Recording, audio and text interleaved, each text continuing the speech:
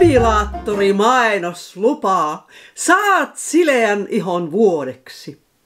Minä Kyllikki Pöppönen kysyn, kannattaako siis tällaista laitetta ostaa?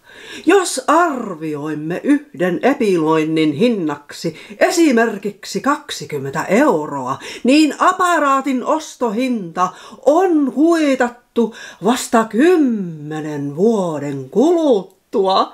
Ihohan on sileä koko vuoden.